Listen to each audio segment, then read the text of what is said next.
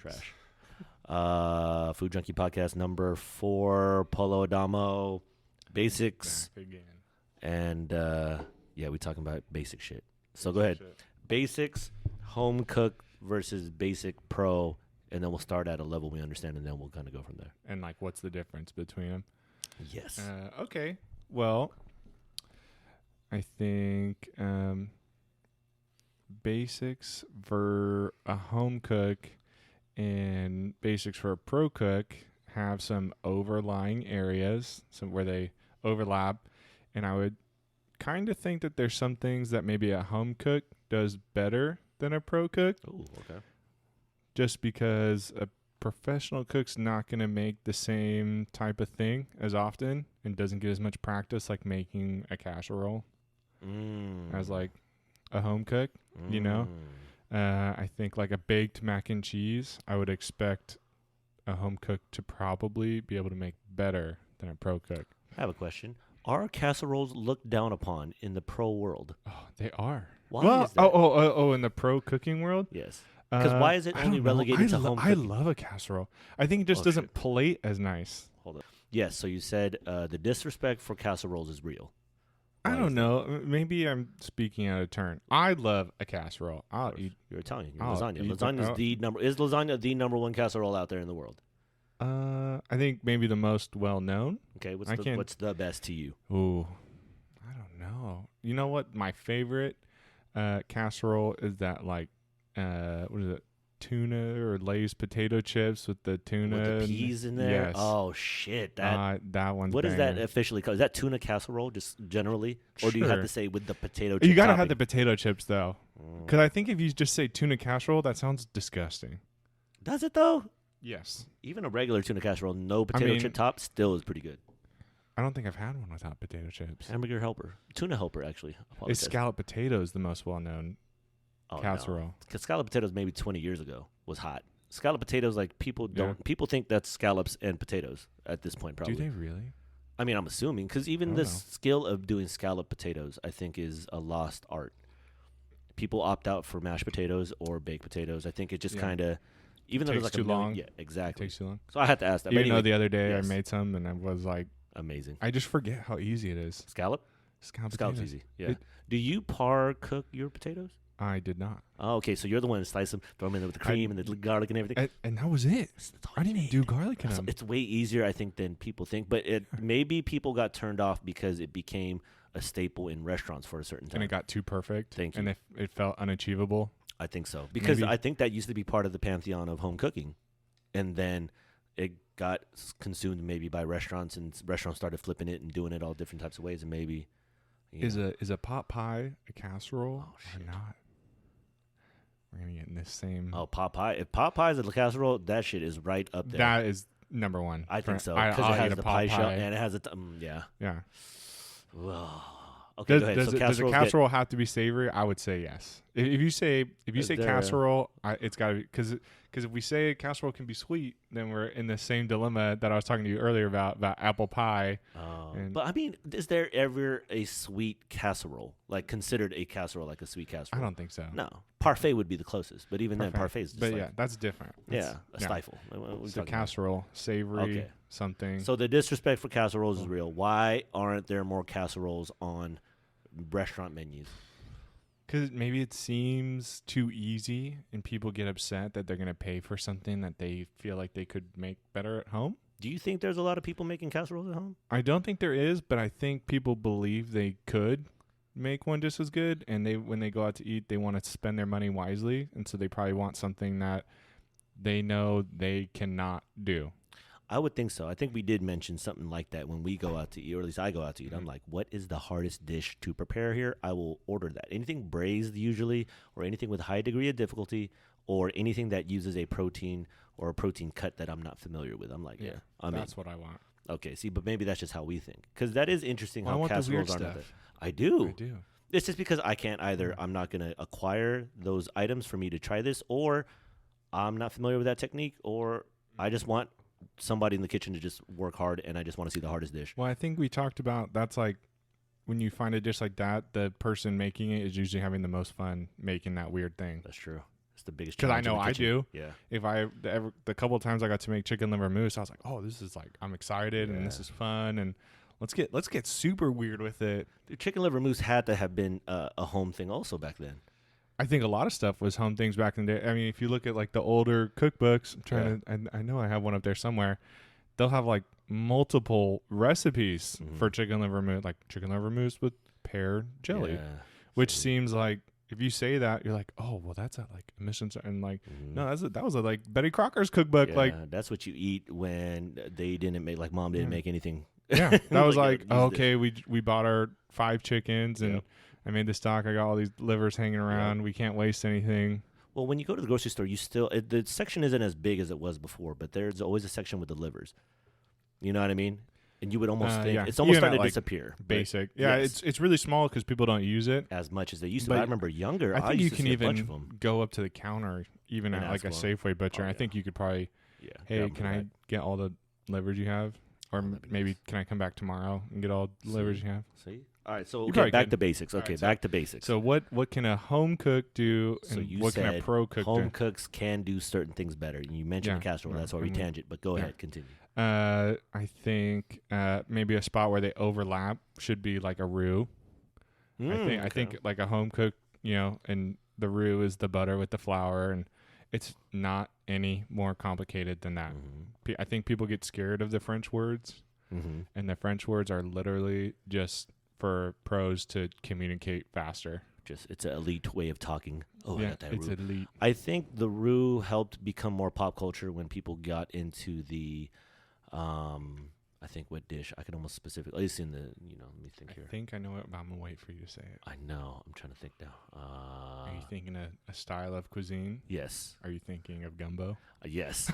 Okay, cool. I was trying to find the way to.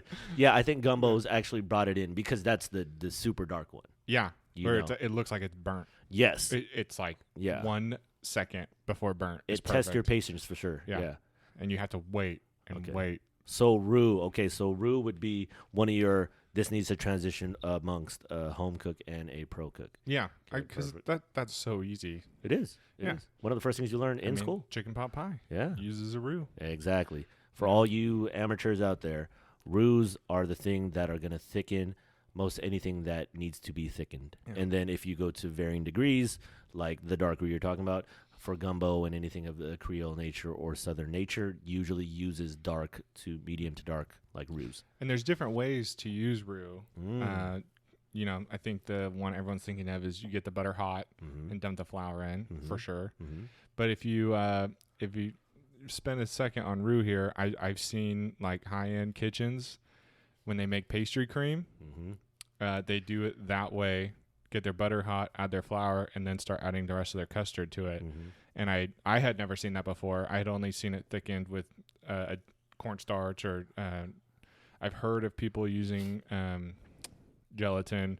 I don't really know how that would work because I'm not the expert in stuff like that, but I've heard it.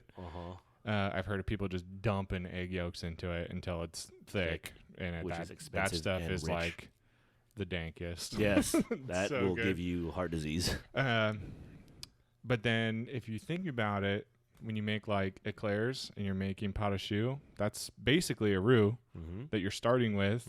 And so yeah, I think the pro side of it is you know how versatile it can be, and maybe that's the difference between the home and the pro cook is the pro cook doesn't think of the technique as a recipe. They think of the technique as a tool to get where they're going. And I think the home cook sees a technique and sees, this is the recipe, I do it the same way exactly every time.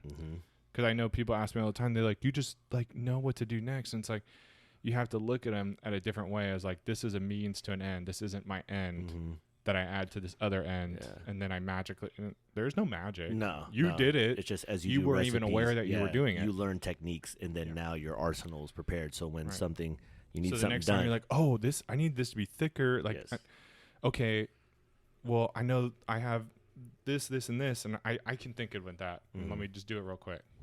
Yeah. There you go. The roux. Number one. That's an overlapping. Technique. Yes. Yeah. Okay. What else you got? What's another good basic overlapping thing? I think stocks are up there. As much as that's overlooked, I'm starting to think that the modern day home cook, and then obviously in the kitchen, you're going to run into stock making at various points of your career. Usually when you're in there and you're, prepping early, the stock is always going to be running at some point somewhere down the line. Do you think the home cook makes stocks? Yeah. Do you? For sure. I would say right now, at least with what side of the profession I'm in, bouillabaisse are very hot around this time. And a lot of people like to use stocks, for various things, clam chowders, fish stews.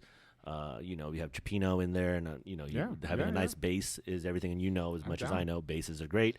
I think that they're venturing in there because I think the modern day home cook is starting to become a more new advanced type of there's just a new understanding. I hope so. I don't think it is part of the home cook's general stock? repertoire right now. Okay. I think if you pulled a random person off the street, maybe you're right. Maybe you get like a 50-50, maybe 50% could know and make it, and I think the other 50% might know what it is, but either not know how to make it or not be willing to make it. True. They're like, I use bouillon cubes. I was like, and I also do. which is convenient when you're cooking for 2 or 4 people. Highly stocked with MSG, but I mean, that's what it is. You don't have the fridge space to hold 8 quarts of stock hanging around. But that's why I do the ice cube tray thing. Well, that's a good trick. That is a good trick. Okay, so stocks I make stock like once a week. Okay. Or maybe, I should say every other week. I usually end up buying a chicken on Sunday and break it down super quick, and then one Sunday I throw the carcass in the freezer, and the next Sunday I take that one out, and with the new chicken I got, and then I got two carcasses, and then I got enough stock for me for like weeks. Exactly. I do the same and thing. Maybe I skip, whenever. All the trim from the vegetables throughout the week go in here, and then sometimes I throw them in the freezer depending on what it is, and then I'll have the carcasses, and then once I stock up enough, boom, throw it in the Instapot, be good to go. And you get a bunch. See, and then and it's always using everything, saving too. Just like the roux. Yeah. Instead of buying actual like the bone broth 2019 food trend. Oh my god. Thank you. All right. It's just stock. Thank you. But it's but bones. Words matter. I was like, well, then what was the stock before? What were you guys using before? If you guys were using bones, exactly. Yeah. This one has gelatin. Oh, so demi? You making demi? What are we doing here? I mean, don't get me wrong. I wish you could go buy dank stock off the shelf. I wish. I want it to jiggle in the box. Oh, that's nice. Especially, like really nice demi or like beef stock. If it's cold, I want to slap it like it's a butt. Nice. Yeah, even like good like chicken stock that you really like pronounced. They get that little slap in the butt, like jiggly shit. All right, so stocks 50-50. Okay, continue on. What's another? It's a good thing we planned out so well. Of course. These things that we were going to talk about. A smart Maybe idea. what's in the professionals realm. Arsenal. I think a professional could at any given time make the mother sauces. Oh, mother sauces are key. Yeah. Okay, let's go down that. Okay. I think maybe the modern home cook could probably do it. I could see not the same, half of them. The half. I don't know if all of them. Yeah, because let's see, there's velouté, which is roux with clear stock. Yes. And then there's espagnole, which is the same with brown stock. Yep. There's tomato sauce, which is, that one's pretty easy. Di Napoli tomatoes. Di Napoli tomatoes, crush with your hands. Boom. To me, that could be tomato sauce. Those tomatoes are dank. There's hollandaise, which people get scared of, and they should not be. They shouldn't. Okay, what's your Use hollandaise secrets? Blender. Because out of those that we just mentioned so far, hollandaise would be the one I think most home cooks have attempted, if not completed, out there. That's the one that like you made once and you were scared the whole time, and then you make it and you're like, this is not scary. No, it isn't. It's actually empowering when you actually execute it. Especially just use your blender, okay? Hand blender or actual blender? The like Vitamix kind of blender. Okay. And literally get your butter. You got to clarify the butter. That part's, air quotes, hard. Yes. You have some patience. You put your yolks in the blender. Sometimes I do the onion and black pepper thing. Sometimes I don't. If you're curious what that is, you saute up a little shallot or honestly any onion you want. Shallots super like translucent. Great. I love shallots. You throw a little black pepper or white pepper on them after they've reduced, and then you hit them with a little white wine if you want. and you can add that. Just, make sure it cools off a little bit so it doesn't cook your egg yolks right away. That's the hard part. Which is the hard part. Again, air quotes. Which is sometimes why I leave it in and sometimes I take it out. Yeah. It depends on what I'm making, how fancy I want it to be. How squirrely you feel. If I was making hollandaise at home, I would not do it. Unless I was Ah. super feeling myself that day. Because the amount of taste difference it makes is marginal. At most, yeah. But, in the pro setting, that marginal makes a difference. It matters because you're expected to be tasting at that level. Top level shit. Yep. And then I like to have a little lemon juice in every emulsification that I do, which is maybe a good point we can get onto next. Emulsification. And then you have your clarified butter, and you kind of just slowly drip in the butter with the blender on, semi-slowish. The blender can be a little temperamental if you go too slow. You got to go a little bit faster than I think most people realize because you're cooking the eggs with the machine, the friction of the machine running. Exactly. And then you're done. And it's that easy. See, I cheat. Sometimes I usually use a hand blender in my experience, Mm-hmm. and then I'll do a little bit of water with the yolks. Mm-hmm. That's like a Great cheating move. thing, but that's Great where move. you are able to kind of give it a little bit of that safety net a little bit. Yeah, a little once buffer zone. Thank I you. operate within the buffer Lemon zones. juice is always key. I always like to do a little bit of Tabasco personally because sometimes the egg yolks do be a little rich, but cutting it with the lemon juice or something like a Tabasco, something very vinegary, always works well. Pepper is key. I love pepper in there. Yeah, you need a little pepper. It's so good in there. It is a rich sauce, so you do is. need that little acidic taste from the pepper, a little hot sauce, vinegary, something. Just a little bit. All right, and then what? So we got what's the fifth 4. one? I can't think of it off the top of my head. Velouté, Espanol, tomato. Was that fumet? No. Hollandaise. Is it fumet? Velouté. Fumet No. is fish stock, but maybe that's on the right trend. I'm gonna cheat. See, we suck. I'm gonna Google Hold it. on. See, pro Fuck, cook. we're not I don't pro. even. I'm a home cook. Don't even. That know. worked in a restaurant a couple times. That's who I am. I'm not a pro cook by any means. I used to have this Let's see. knowledge on top of my head all the time. I'm gonna feel really stupid in about 5 Velouté, seconds. Hollandaise, Espanol, brown sauce, tomato. I think that is 5, right? I don't think that was 5. Let's see. Yeah, right. Espanol, tomato, velouté, hollandaise, bechamel. Bechamel. I knew I was forgetting Loser. one. That's one of the most important ones. Yeah, that's like Speaking of macaroni and cheese, Speaking- that's one yeah, of the I most know. important ones. That's why I always feel dumb when I forget. Usually Espanol is the one I forget. I usually I think forget that's why I Espanol. said it so early. Yeah. Because Because you're like, oh, got it. I got it. I passed the test. Okay, bechamel. Bechamel. Bechamel is Bechamel the should roux, be yes. a The number home one. cook. That should probably be the number one, even ahead of hollandaise That one is the and ahead of easiest, velouté. and Yeah. people get scared of.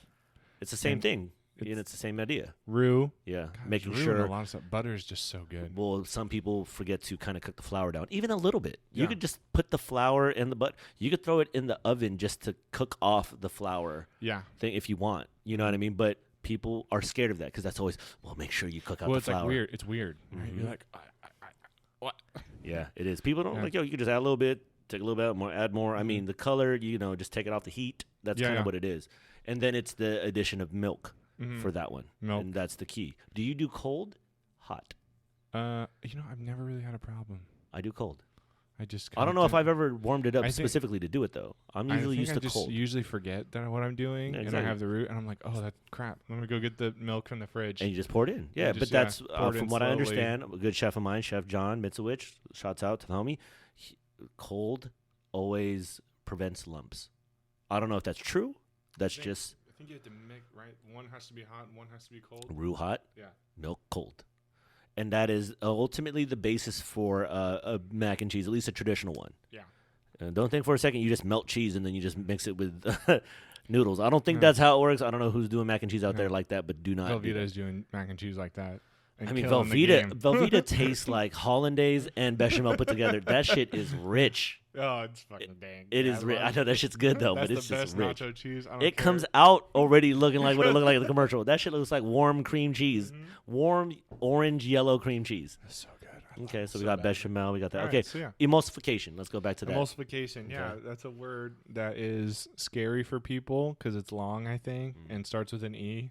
But what is it really And, about the emulsification? So that people- emulsification is just mixing two things that should not be mixed, Mm, and just thinking of it like that. mm. Because people are like, "Whoa, it's fat and water." I'm like, emulsifications can happen, anywhere with different things. I don't pretend to know every chemical out there, but I'm sure there's chemicals that should not be mixed together and have some kind of stabilizer that do it. I can't think of any because, my job is usually egg yolks and some kind of vinegar. Egg yolks or vinegar and oil.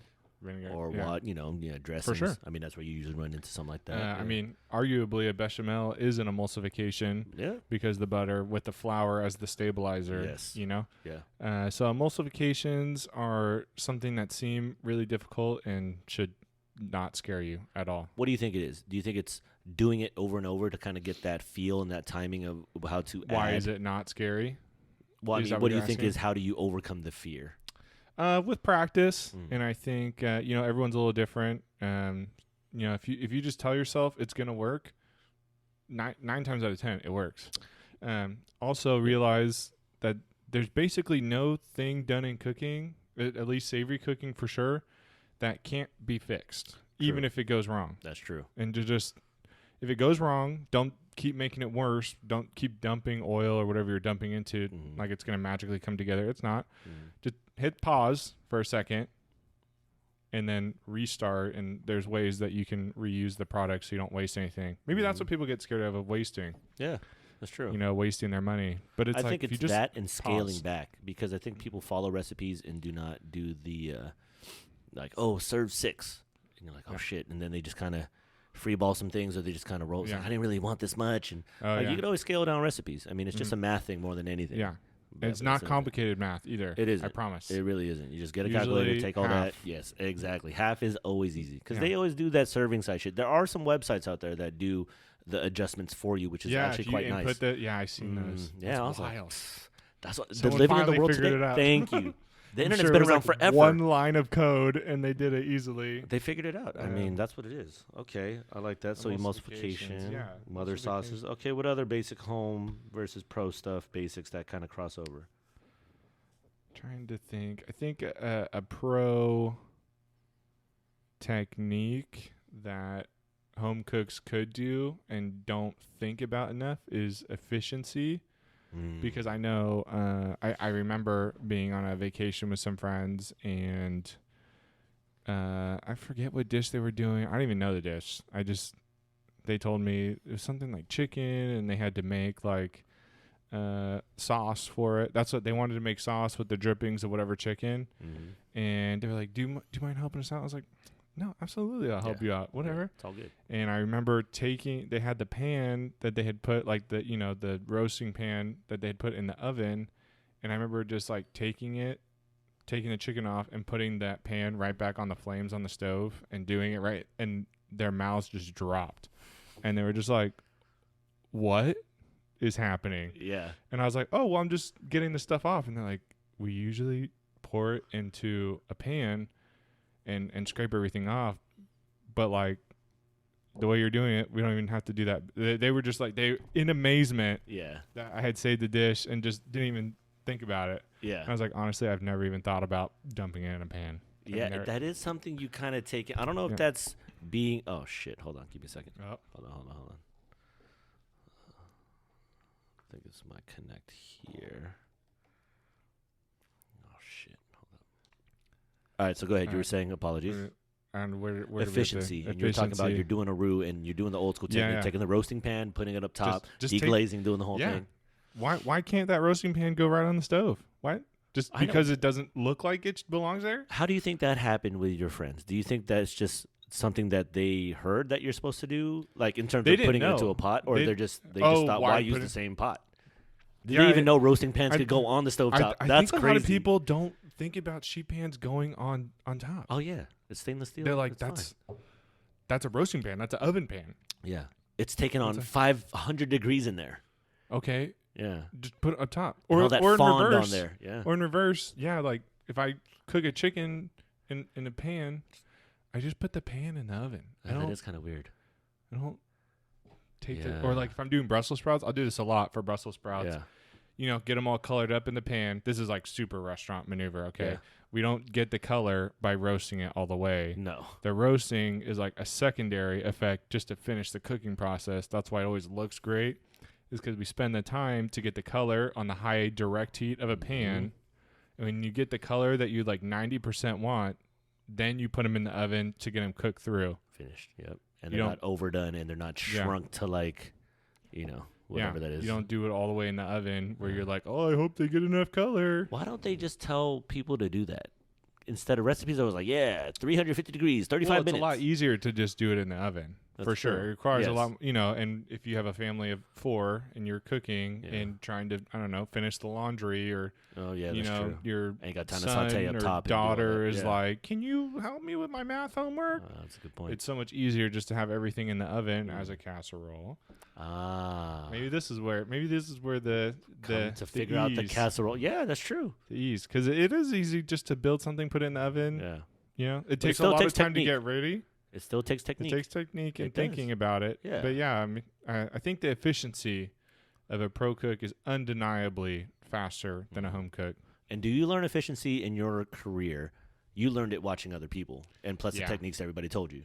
Yeah, which totally makes sense because I also do that. And I could whip up dinner in about an hour. Too, yeah, it does. You're constantly analyzing the way you're doing something to see, is there a faster way, to do it? Like, is it faster for me to do all these onions by cutting them in half and then doing all my peeling? Or if I'm doing something, maybe I peel a couple and then I turn around, stir something for a minute, come back and cut what I did. Or, you learn over time what is the exact method to be fastest because you have so much to do constantly.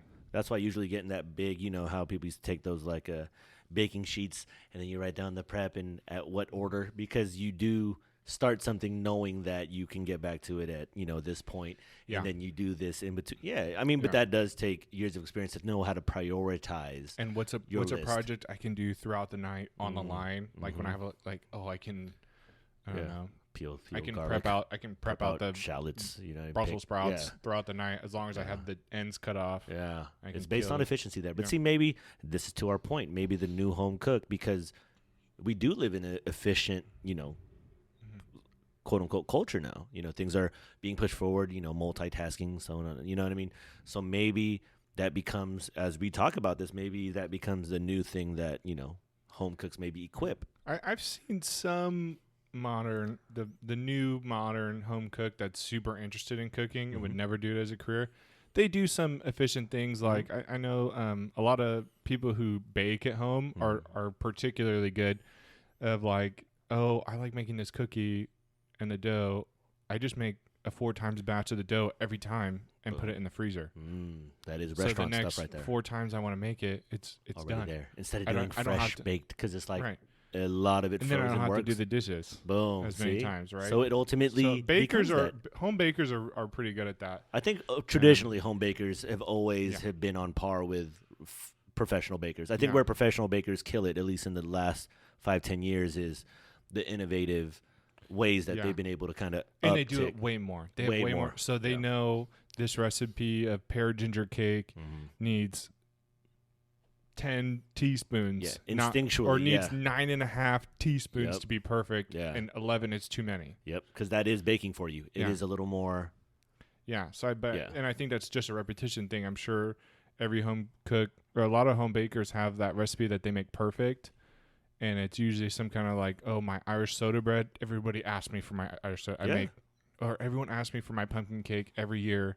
I have to make so much of it. My banana bread. That's true. Yeah, see, baking has kind of that tradition. I want to say, like I said, in the last 5-10 years, baking definitely has taken a different trajectory, I think, at least in my opinion. I think with the innovation of different techniques being incorporated and the home cook being kind of ignited, and a lot of people are, making some high-end stuff. I mean, on both ends, both pro and home. So, well, there's a lot of baking shows that use amateur cook. I love that Great British Bake Off and some of the things. Everybody talks about that. Okay, if you have not watched this, the things that these and they truly are. Someone shared an article with me about like the 20 things you didn't know. Every person who goes on that show has to be like 100% amateur. They can never have held a kitchen job at all. I think it even pertains to even working in a restaurant. Period. Oh, not even. So these people are true amateur home cooks with minimal to no training. Okay. Maybe they went to like Sally's baking class on weekend thing at the local Y. Yeah. Okay. So these people and the things they do are just incredible. Yeah. Incredible. But maybe it's this. Maybe baking is because it's more precise, and because a lot of the times people inherit recipes, it's almost the people that inherited, the people ahead of them tested that recipe out, and it's like you stick to the recipe, especially with baking. Getting to start at like a very high level. Yes. Yeah. So you inherit these great recipes, where I think cooking is a little more freestyle or more subjective, because it is kind of winging it and you're kind of adjusting, and it's more adjusting to the personality of the person cooking, more or less. Some people go heavy with certain flavors, like we just had a discussion about sumac before this, and right now you're like, now I'll throw sumac on water now. I'll throw it on everything. That's what I'm saying. See, that's my new ingredient. Yeah, when it doesn't even belong in sumac, but you're gonna try to throw it in there, and that's kind of, I think, where the beauty of the cooking aspect is where baking is the opposite in the way that it's a little more stringent, and a little more precise. And seeing the execution and the result is way more gratifying in the way, because you're waiting 6 hours or 5 hours, and you're like, especially if you're like making bread. Exactly, right? Because I've made bread at school, and I'm like, shit, that shit took 4 hours, and that sucked. I ain't got that. And patience. you're just off by like, you're just off by like a couple tablespoons. I can taste the baking soda in this. Exactly, it did not rise. I know. Not enough used crumb. A tablespoon instead of a teaspoon, and I hate my life. Yeah.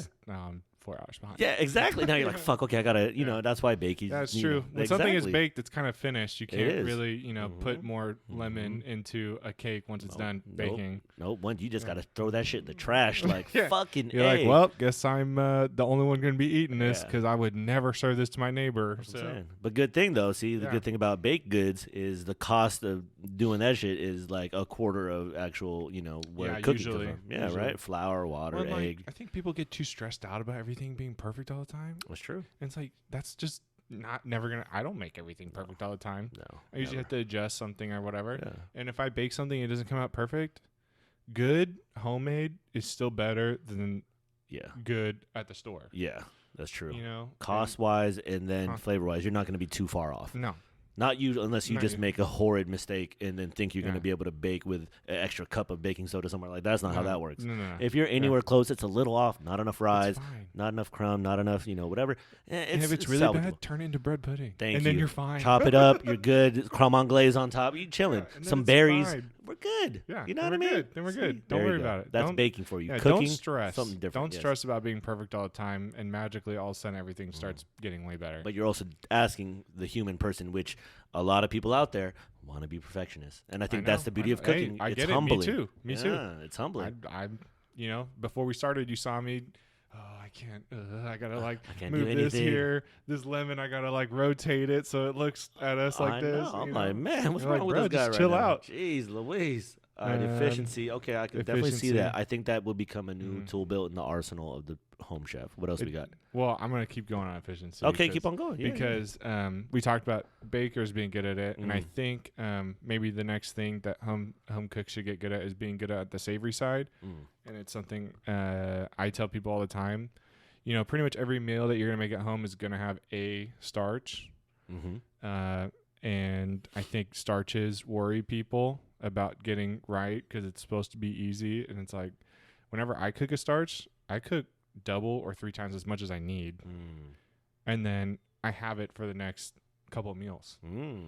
So if I'm doing potatoes as my starch, I just throw a couple extra boiled potatoes in there or whatever. And then like the next morning, if I want fried potatoes, my eggs, it's like done. Yes. Or if I'm cooking rice for something, I don't just cook enough rice for that one time. I cook enough rice for like a week. Yeah, fried rice next day. Yeah, fried rice next day. Rice pilaf. Microwave it real quick. It reheats great. Easy starch. Make your life easier by looking ahead. More starch. Yeah, nothing always has to be a la carte like that. You don't have to do a la carte everything. Yeah. And just because you're making, I don't know, chicken tagine. No, it's a bad example because that'd go great with rice. Yes, exactly. Chicken cacciatore. Yes. Doesn't mean you can't have rice with it because it's not Italian. So fucking what? I throw rice in my I love rice. New England clam chowder. I throw rice in everything. Rice and soup is the move. Thank you. People, I've made a couple soups and had rice hanging around and throw it in there and give it away to people, and they're like, "Dude, I never thought to put rice." So in. good. Like, it's filling. Rice it gives it a good texture, and it just works with most soups. Surprise yourself. So yeah, I love rice. Hey, there you go. Hey, telling that to a Filipino person. Hey, I mean, that's all I eat. But yeah, I used to eat cook all more that. starch. Cook Yeah. double them. If you're Cook roasting double. vegetables, cook Mhm. double. Mm-hmm. And then have it with whatever you're having the next time. Always look ahead. Or throw it in that next casserole. Ah, see, always back to the Yeah. casserole. I think Yeah. casserole is home. Casserole's home. Because you Yeah. can make a casserole and eat it for like 5 days. Oh, I love casseroles. Fucking enchilada Freezes great. casserole. Microwaves great. Reheat. You know, That's what I'm saying. That's a lost art. the casserole. The Yeah. casserole is See, Love and casserole. it's off limits to restaurants because restaurants will touch it. So home cooks except out there, for lasagna, that's your stuff. like you were saying. That's true. Lasagna is Restaurants the can- one. The one. But even then, a lot of places are Yeah. reluctant to put lasagna on their menu for whatever reason. Yeah. Don't know why. Just what it is. Great It for is what it catering, is. obviously, but anything. Great to feed a crowd. Yes. Which is where it excels at. Mhm. Maybe not the best for the individual meal. diner. True. I know. There's no other ways to plate it. I mean, you've seen Yeah. probably different renditions of. Well, the way that Lasagna. I used to do is I found these little dishes and I would build like one big lasagna Mhm. and then cut it to the size of that little dish, put it in there, and then we'd Oh. reheat that to order. Nice. So that There was you a good go. move. See, the park cook is also slept on. Yeah. Park cooking is The park very cooking, good. I would leave that just in the pros. That's realm. pro shit, yeah. But I mean, That's not. You're not gonna park cook stuff at home. I park cook all the time at home because Well, I you just try to wild. eat in like 15 30 minutes. seconds. I'm trying to eat Yeah. gourmet in 15 minutes, Well, but I that- prep in the morning See, pretty but hard. you've gotten used to. Oh, okay. So you prep in the morning. I prep in the morning hard. I would say the only park cooking I would think the modern person could do at home would be like I was saying, like cook 3 times the amount of rice, That's true. cook extra potatoes, Cook ahead. and That's true. it's it's fully cooked. And it just has Yes. to be hot again. Yeah. The potato thing's true, and the rice Yeah. thing I do agree with you because that shit ends up Even in pasta. most dishes. Cook extra all pasta. day. Yeah, pasta salad, pasta. Yeah, anything the pasta next day. salad is Yeah. the best example. So I good. didn't even think of that, but that is perfect. So good. Yeah, you're Yeah. making whatever pasta. Use that squiggly pasta and cook Oh, double. And guess what? The next day, What's you that can probably squiggly have pasta almost- called? I Give it a don't name. know. What's wrong with you? You Something Italian. The squiggly You one. talk about the Yeah, you know which one? The corkscrew looking one. Isn't that rotelli? No, I that's don't not know. rotelli. It's Man, the you word. Italian? What's wrong with you? I don't care. You know how many names of pasta there are? Just That's for true. the noodles Why alone. is there so many? What's They up with make that? those huge wall art charts. Why is that? Why because is that? everyone has to have their name on stuff, right? Oh, that's what it They is. don't follow any kind of formula. Are the name of pastas the names of the last name of the people that came up with it, or it's just you know what I mean? I don't. Not everyone, because I know like farfalle. Uh-huh. Farfalle means butterfly, Oh, and that okay. one looks like a butterfly. Oh, So I that makes know sense. for sure that one at Yes. least, Okay. which would lead me to But believe the that- corkscrew one, you're like, I don't know what the fuck. I don't know, because fucking the corkscrew one. But everyone knows what I'm talking about. it does come That's in in multicolors every as well. pasta salad that you've Oh. ever had. And pasta salad's fucking good too, and you Yeah. rarely see that in restaurants. Also, so there are things Yeah. strictly restricted. You know for where you home see use. pasta salad at a restaurant? Where? You see it at like the corner diner Mm. as the side choice Of for your every dish. sandwich. every dish. Yes, You- and with it's your usually- sandwich, you can have pasta salad, fruit salad, chips, or whatever other oh my God. fries. Those are always either super dry or super overdressed, and then it's pretty much 95% olive, or if not olive juice in there. I'm just olive like, juice. but it still works. It It works. still works. That's it. still That is works. the only time you ever see it. Local corner deli, Yeah. and it's always in those like 4-ounce cups Yep. with the thing. Yeah. Always served on the side in that same cook dish ahead. that everyone Okay. has. I agree. Cook ahead. Okay, what else you got? What else? I don't know if I have What other anything else basics? for efficiency. Maybe like pulling your butter out early. Are you a thinking room ahead. temperature butter guy, or are you cold squared? At home, I usually just pull it out of the fridge. Okay. And, I have my tricks for getting it up to room temperature. Okay. One I saw recently, I can't wait to try it, is you take like a glass and rinse it under hot water. And then you put it on the cutting board or a table, and you put it over the butter. Oh, like a little And dome. that supposedly brings it up to room temperature really quick. Mm. Usually, I just say the hell with it and squish it in my hand so it's Yeah. room temperature. That's pretty. Because I'm fucking usually doing it in eight. biscuits anyway. Yes, so that is that's true. Perfect. Yes. It's just that Um, feeling. It's just like It feels good until it doesn't. it doesn't. Yeah, until you're like and then you're like, ooh. my hand is never going to be clean. That's what I'm again. saying. You can try to put soap on it, and then Yeah, it's still the but it's layer still of there. butters on. Yeah. So it's when you actually scrub your hands for reals. Efficiency is big. That could probably be one of the bigger differences, I think, with Yeah. pro cooks, home cooks. For sure. Which kind of makes sense because when you're at home, there is a leisure factor to it. Like I was just Yeah. talking to a cohort of mine, and we were talking about, drinking while prepping is amazing, and usually you don't do that in the kitchen, and at home is almost mandatory. Oh well, that's like the joke of the housewife, right? Oh, a little for the dish and a little for me, right? How many times have you heard that stereotype play That out in a is. cartoon, a That movie, is. whatever show? That is. Yeah, that I is. definitely- But see, that's an old school thing. I don't know. Is that a Yeah. new school thing? I mean, I think it's an old school thing that should definitely continue. Cause it should be coming back. Yeah, there should be an appreciation for that. If you're cooking at home, you should be drinking. Yeah. Some booze. Something. Yeah. Usually have a little wine on there. Yeah. I'm a should sangria guy. I always and got a good sangria time. going. Yes, exactly. And I think that's where, as we label the basics, good to have the tools in, but home cooking, the benefits is it's in your own leisure. And I always take a lot of time. I find it enjoyable, especially the times I can. One of my favorite things is just to cook at home. You know, you just get lost in the kitchen, like 3-4 hours, play the radio, you know what I'm saying, have the music blaring, get your alcohol out, and just have your prep list, and you're just going. It's fun. I love it. That's like my thing. It's been nice cooking at home with some sound on, which is very strange. It is. Because in the kitchen, in a professional setting, I can't have sound on because I'm using my ears to listen to everything something going on. half the room away. You're sauteing wrong. Yeah, I'm like, oh, those onions are burning. Let me turn around. Exactly. Yeah. I didn't hear the bacon go off. Damn it. It's overcooked again. Sheet pan number 3. Throw that shit in the trash. We got hella bacon juice. Yeah, we got bacon fat. So, all right. Bacon toast with bacon butter. All right. You know what I've always been curious? Side note. I've always wanted to take bacon fat and make like biscuits, substituting the butter for bacon fat or bacon fat for the butter. And would that work? I think if someone wants to do that, 100% bacon, 100% bacon fat. So I've had this conversation, and I have some people who are much better bakers than me have said, I think if you did 50-50, it would work. 100% would probably not. No. But maybe someone can make them for us. 100%? And we can I take 100% biscuit all day. I would love that. All right. Maybe out there, anybody who's a baker, one of our listeners, get that going. I know I'm really shooting for the stars. Hoping I mean, you never know. I'm just saying. If you don't ask, you never know. Once this is out into the open, somebody will listen to this shit 50 years later and be like, I'm gonna send those guys I'm gonna send them a bacon, a biscuit.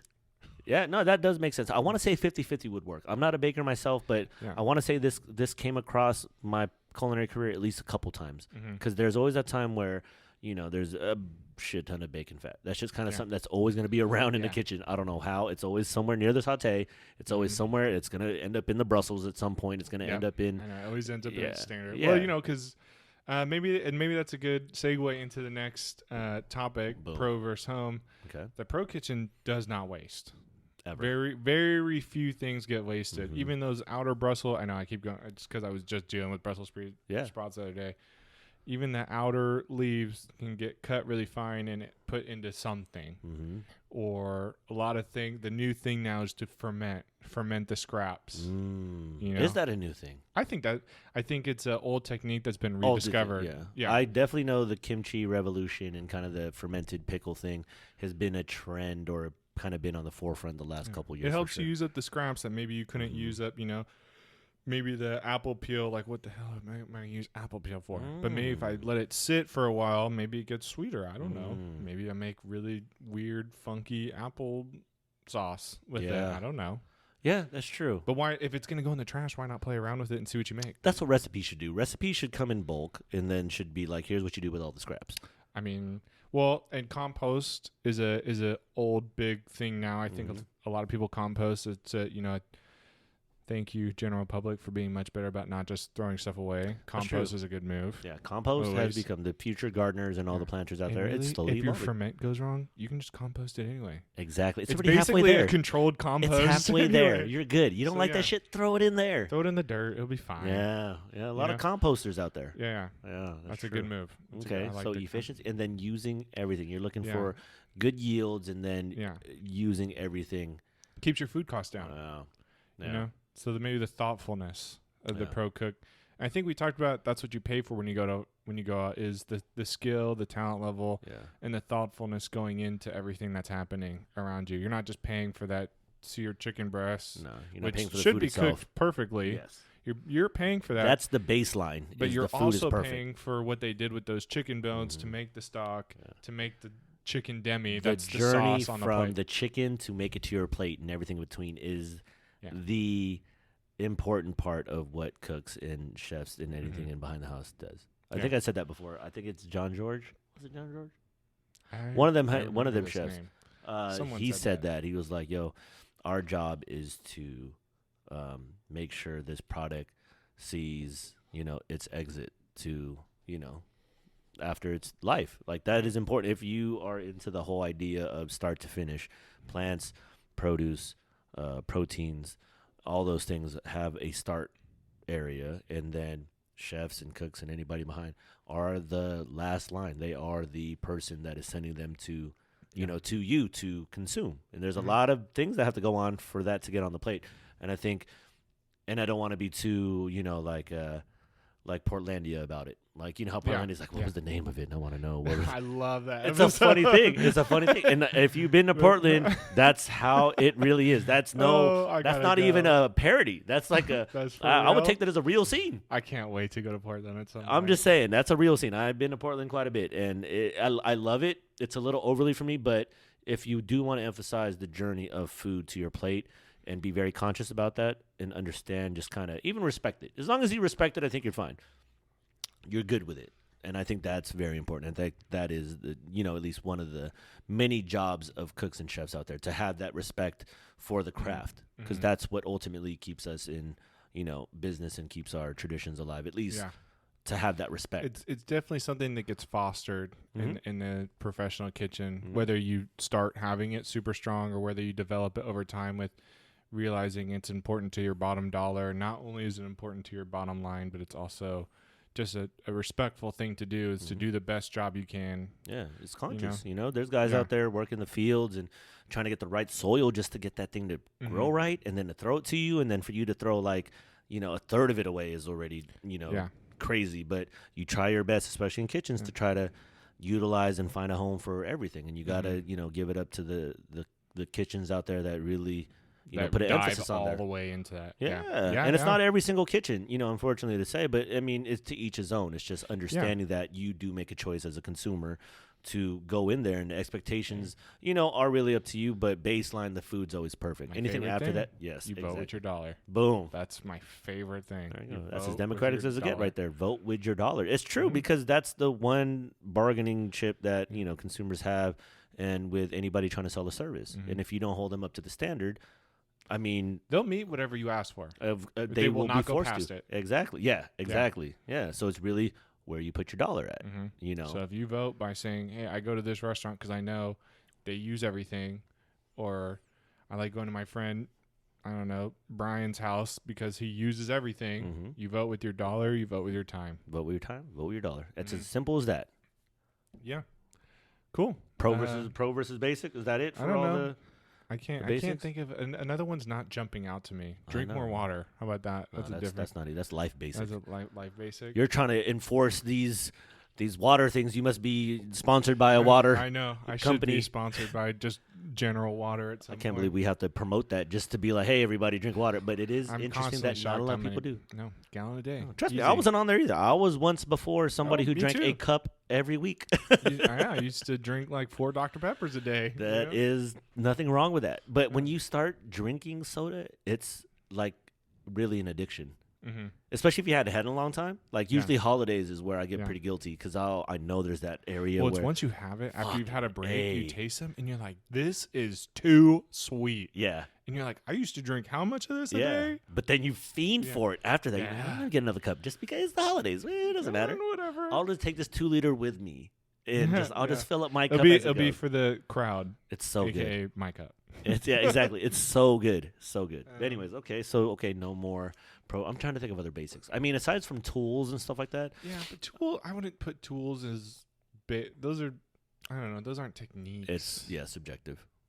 I mean, fish spatula I think should be at home. I think maybe tongs. Cutting, as in being thoughtful to what size to cut something. Oh, yes. The basic cuts. I can think of an example for this too. Yes. Being with some friends, and someone so-and-so's mom or dad always told him, this is how my grandma cut it every time. And then you kind of go in there and you're like, well, we're trying to eat dinner in like 40 minutes. And like, hey, if you cut that in half, it's going to cook twice as fast. So if you're in a rush, it's actually worth it to spend more time cutting something than just getting it in the oven. I promise. And it seems like it's more active time. Yes. And then less passive time, cooking. but it does make it go faster. So cooking knife skills is very underrated. Super underrated. Sharp knife is underrated as well. Yeah. People should And have I think I a hear nice that on like knife. every food thing. People are always like, you have to use a sharp knife. And yet the amount of people with dull knives, I feel like, is so I don't high. think people. And you don't even need an expensive knife. No, I think that's the misconception. I think people want an expensive knife. Any knife that's out there is even great. Like a plastic handle, white handle, whatever. Anything you can find. Stainless steel, great. As long as you keep the knife edge sharp, and that's where the home cook should take a little more of an incentive or a, Have the impetus to, Yes. to main. Yeah. You have to. yes. And it's not that hard. If you do it like once every 3 months, Mm-hmm. take it to one of, so a lot of local hardware stores I know around here have a service that comes around. Really? Hardware stores? Hardware stores, either they Oh. do it or they know someone. Mm. So that's like one of those Do they things. come in to sharpen, For me? like, no, hardware stores? Like, what do they sharpen? I know a couple hardware stores have like a contractor that stops by their hardware store Mhm. the fourth Wednesday of whatever month Every month, yeah. and sits there for a day. Mm, Because there are interesting. knife stores. Yes. They're usually in bigger cities. I've Not too noticed. many around now. Yeah, and they're kind of hard. Yeah. there's San Francisco, usually- did you go to the one on Columbia Street? No, I would drive Oh. down to whatever that town south of San Francisco is called, past South San Francisco, San Mateo, Oh, okay. and Used there to have a guy was over the there. Perfect Edge. Oh, yes. Yeah. Okay, I'm I kind mean, of I would familiar make with like the a name. half day of it going down there. Well, okay. Yeah. There used to be a spot in Little Italy. They used to repair shoes and sharpen That's knives. definitely why I haven't heard of it. 'Cause I hated going into town unless I was going to work. Oh, my gosh. I know I was the worst San Francisco person ever. Hey, I don't care. I tried my best to like it, and it Just was don't like all it there. right. It just wasn't my cup Pacifica of tea. was much more my jam, even though it's very gloomy and sad. but Pacifica's nice. Pacifica was nice. Pacifica's basically Monterey. Yeah, it's like Monterey Light. Yes. Monterey Not as without the touristy. Laffy Taffy and without the all the Italian seafood Mhm. restaurants with the Yeah, yeah. With the entree same already on dish. display. Yeah, Moss Beach. I love Moss Beach. Oh, nice. Nice. Yeah, that's getting. I know all these towns are gonna hate me for people finding out where they are. They're very That's like fine. hermity. We got one viewer, and this won't be public And yeah, until like until those tomorrow. towns Yeah, are big anyway. pretty much, yeah. So we're good. We're good. So we're good. We're good. There's Same. secrets out there, though. Truly, there are Yeah. nuggets. I mean, I take California for granted because I think I was born here. Oh, for But sure. and then piggybacking on what we talked about last time with the produce being perfect here, and then we have beaches, we have mountains. It's Especially in crazy how Sacramento. nice it is. Yes. 2 hours from Tahoe. Thank you. World class skiing. Yep. 2 hours, 3 hours Yep. from Santa Cruz. Mhm. World class surfing. Oh my gosh. And then everything we have in between. In between. Truly, it's Spoiled, insane. Yeah, rotten. you just go to Bodega Bay. Go hang out Yeah. Bodega Bay. Go hang for out the day. for the day. For It's the amazing. day. And you That's could drive people's, there, like, come once back. a year, once in Oh a my lifetime God. trip, and we People just go there fly for the here day. from different countries just to see this shit. yeah. How many national parks we have just in Yeah, we California can go alone? just to San Francisco for the day. Yeah. For the half day. I used if to you go wanted there to. and just go have lunch at Cha Cha Cha's. I used to do shit like that. Like, I swear to God. And you don't think twice about Shouts it. out to my boy David. We would just Yeah. go, hey, you trying to go have lunch? Yeah, let's go have lunch at Cha Cha Cha. And then come back into town and just have dinner somewhere around here. Yeah. Crazy. Spoiled. Rotten. We are. Yeah. I do appreciate California, though. Yeah. Okay, so pro chefs, basic stuff. Okay, we got that. Yeah, So that's it. The So knife. Keep good? your knife Yeah. sharp. I promise you. Yeah, It's I mean, don't be scary, too but it's particular not. about it. Make sure the handle's right for you. And the finger thing. The claw. The claw. Master the claw. How long did it take you to feel comfortable with the claw, if you could remember roughly? It didn't take me long, only Mhm. because I was School. like forced. Same. You had to. Same here. There was Yeah. no choice. If I had to take a guess, at home, give it about 2 weeks. It Yeah. doesn't feel comfortable, but as long as the knife touches your fingers, you're good. Yeah. And those, That Fingers middle are part tough. of your finger. yes, Yeah. not all of them. Get the middle comfortable part, and don't yes. go too high. Yes. You know. But yeah, you Mhm. and don't go fast because you're at home. No, take your time. Yeah. And you're But I- probably like a little, perved out. You're a little I would drunk. say You're good. 2 weeks of cooking at home. Yeah. Maybe 4 weeks if you kind of like not often cooking at home. You get comfortable with the knife on the fingers. Are you a, what's it called? A paring knife guy? Not really. No. I don't find myself using a paring I knife don't that either. often. Not even on garlic. Not even on like No. small things. Maybe don't if I even do. was like on the line doing something. No, I would usually have I a- just have a smaller chef's knife. Yeah.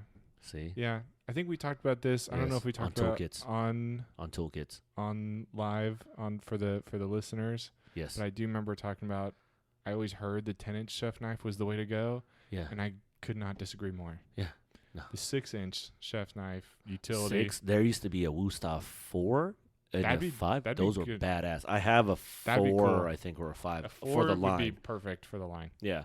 I think 8 is what I do have a 10-inch, which, Yeah. I mean, to me, I just kind of bring out, I think, when you're just trying to impress people, I guess. It's Yeah. almost like taking out Well, a you sword saw, at this yeah. point. Oh, we did talk about this because I showed you, and I was like, I Mhm. think I've used it one time. Yeah, exactly. It was a nice fucking knife, though. Don't get me wrong. It was nice. But 10 inches, But you're I almost like, did- I'm not I don't know. really. I should sell it. I don't need it. I don't want it. I could put For it all towards you a cooks out different there, I knife. mean, I don't know. I think at some point, maybe a 10-inch chef knife comes back into style somehow. I don't know. That just used to be the standard back I then. don't know. I think mine is like an 8 or 6 that I used, and Yeah. it was $20, Badass ones. and I love it. Keep your knife sharp. And really, that's all you need, a chef knife. You don't really need anything else. Yeah. I mean, a chef knife pretty much can do mostly everything. Yeah.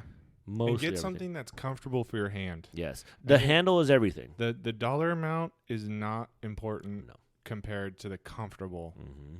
amount. That's true. I've had my fair share of different knives, and I could tell you right now, everything is in the handle, in what I it like feels the like wood to you. handle, Mm, and I okay. like it to not have all those grooves in it. I just want it to be like plain circle. Ah, so you're one of those guys. Yeah. I have both. The Oriental Yeah. handle, I think it's called, or Whoa, that's Eastern racist. style. Well, I mean, that's what it's Oriental called. is Oriental coming back? Is that what I you're saying? don't know, man. I I'm have a sorry. push for Oriental I think coming that's. back. I think that's how I saw it in a book one time. I'm pretty and- sure that's how they distinguish knives. Yeah. Oriental style. I love Maybe the wood it's called stuff Eastern too. grip now. Oh, Eastern, of I'm course. sorry. Eastern, East Coast. You talk about Eastern past Atlantic Ocean. That's Eastern. The silence speaks for itself. Hey, I'm an Oriental guy. Don't get me wrong. Yeah. Like I fuck with Oriental. Yeah. I'm trying to bring Oriental back. Hey, bring it back, dude. Hey, you know what I mean? I'm just saying. I mean, I white just- people is white people. That's messed up. But people don't say nothing wrong with white people. I'm like, yo, Oriental, like Oriental ramen, one of the best flavors out there. I've never heard of this flavor. What? I'm The sorry. blue one? Your eyes got so big. and The I'm blue so one. sorry. Okay. I Have not- you had chicken? Yeah, well, I've had chicken. Okay, beef? Yeah, noodle. Yeah, chicken, beef, Okay, shrimp. shrimp. The pink one. Okay. Spicy. You've never seen the blue one? No, Oh, do they not sell it no more? Am I don't know. Maybe out of you're touch? out of date. Well, Is when it I like- go to buy it, it's What always is it there. like ginger, lemongrass, and garlic No, or something? No, God, is that it's racist? I want to say it's star anise maybe in there or something like that. That's another fun flavor. I don't know. That one is that whole Taiwanese world. That's like You know that what leg works of that. great Yeah. with star anise to be What? seasoned with is Mm. fennel. We used to make a fennel makes sense. puree Mm. with no fennel seed in it, just fresh fennel and star anise. Star Sl- anise. Okay. star- Yes. Star anise. Anus. Okay. Slowly sauteed with the lid on until it just Mm. disintegrated, and that With was cool. fennel. Yeah, that was it. That makes sense. It has that little licoricey. Yeah, that's why. that people always talk about. Yeah. That was a good one. That was a Yeah. really, Fennel slept on. Fennel is kind of got Always. lost in the shuffle, but it's, Well, it's like- definitely big holiday. It takes like too long. You to think use. so? Yeah, I think it's that's just why people don't- unnecessary. You buy Well, it at the store. You're like, what the people fuck don't- is all this shit? People don't It's like a it guitar. raw, right? No. They don't. No. So to cook I think it's not bad raw, personally. I'll eat it raw. Shaved a little bit, Yeah. a little fennel salad. Well, then you got to get the microplane out to shave it, right? Which the home person is not going to do. But I'll eat it thick and chunky. I don't. I don't know. Chunky's a little But then, tougher for like, me. Yeah. Cooking it takes a long time to cook through It because does. it's so fibrous. It And is. you're right; it does have like that stalk, Yeah. the stalks that are. But throw it in your stock. Yeah, that's true. And if you want to be really fancy and impress someone at home, those Yeah. little leaves at the The top, fennel fronds. the fennel fronds, Mm. those make any dish up $5. They do. Yeah, they're pretty. Yeah, they're they're nice. pretty. They look great. I mean, let's admit now, there's some And- pretty ass fucking food out there. and if you drive along the California coast, you can just find it in the ground. Really? I don't know if you can eat the root that's in the ground, but I've but you're talking about definitely the taken the fronds. and just put them on your salad and be like, oh, Yeah. look at this. I Nice. think one time to impress a girl, I made scallops at Stinson Beach on the grill, Fennel. and fronds. and took some fennel fronds and garnished with that. Boom. Hmm See, that's fennel fronds is where it's at. Oh, fennel and star anise. Never would have thought to Yeah. put those together. But that's doubling down on the licorice flavor, so that does make sense. Yeah, See, fennel usually like a makes its way puree or around during the something. holidays. yeah. I don't know what people are putting it in. I forget. It kind of gets in sometimes with the root vegetable roast, Maybe and for then the holidays, people dedicate more time to cooking, so they're down to it be a almost little seems bit like more that's the only adventurous. time people are cooking sometimes. Yeah, Mm. It's But in convenient. today's world, you're almost if you're not Does it cooking have at to be as home, convenient during winter because you I have mean, more time. Or shit. you choose to have more time during Yeah. winter to cook, so you allow yourself to use harder ingredients. I'm You're just just surprised there's grasping at not straws? everybody cooking. Everybody should be cooking to some point. It's Everybody- more of an expression of yourself Yeah. at this point. So what should everybody be able to do at home? I think Soup, fry an egg. salad. I think a basic kale white bean soup. Yes. Because you can make a good kale white bean soup with a can of white beans and a box of chicken stock at the store. Throw some fucking sausage in there. Oh. Yeah. Oh, yeah. Throw some sausage in it. Oh, so good. I think everyone at home should be able to cut an onion. Yes. Tears everywhere. Tears everywhere. Yeah. No, there's no coming around that. Do you believe that there's methods out there? Not at home. I've noticed cooking at home more. I get a lot more tears. Well, shit. You're cutting in a box. That's what happens. The proximity is too close. I would not get the tears because the hood was much stronger. See? Yeah. Okay. But there's no, if you want to get around the onion here, okay, there is a way around the crying of the onions. Okay, there's actually 2 ways. Okay. One you're not going to do, but it's fun to talk about, is you can cut the onions underwater. Because in the shower? What are you talking about? Well, let's say you had a casserole dish with high sides that could fit a cutting board in it. You can cut the onion in the water because what makes your eyes tear up is the gas that comes out of it, which having a sharp knife will also help because the more cell walls that get busted, the more gas gets released. Oh, going science on your ass. Continue. The much more science on your ass. Yeah. The much more feasible way is they make onion goggles. I've seen those. And they're basically those. just like swim goggles. Yes. So if you cut onions with swim goggles on, you'll be fine. Yeah. So I think that's the method preferred. I don't know about putting a cutting board in an actual pan. But it's more fun to think about someone cutting an onion underwater. I'm pretty sure if I go on YouTube right now, someone is cutting Someone's an done onion. Yeah, and it's probably like 45 million views. Insane. And it's like a 10-second video. Yeah. Amazing. Okay. Yeah. Makes sense. Okay. Well, Yeah, cover your eyes. I mean, that's really all we got. I mean, we're at about an hour right now. We'll move everything to the next thing. Yeah. P, thank you very much. Is there anything you need to shout out? Any gripes? What's grinding your gears? Any last words? I don't know. Cook at home more. Don't be scared of being not perfect. Emulsify yourself. Emulsify yourself in cooking. If you're one of those non-cookers, you are now going to emulsify and be a cooker. I mean, like I said, given the current status of the world, and today we are living in the end of 2020, so I don't know how this is going to be marked, and probably listening to this 10 years later, we'll probably laugh at it, but people are home, so, and there's a million gazillion recipes out there, and you can find pretty much, so if you think of it, sometimes I just type in like 3 or 4 ingredients. That's a great way to go. And something just comes up. Yeah, if you're not sure what you want to eat, be like, oh, well, I really like canned tomato, and I really like pork. You know when I do that is when you're done with kind of the shopping, and you're down to like, damn, I got like a half packet of this. Just type that into your search. Someone has a recipe. There's a recipe for it. Someone has a casserole for that. And don't get me wrong, like, maybe that's go through your shit. That's shit. the phrase to go on. Instead of there's an app for that, there's a casserole. There's a casserole for that. Boom, we need to come up with that. There's a casserole for that. Thank you, P. There you go. That's Always the a new great website. thing. See you next Monday. We'll be back. Thank you, folks.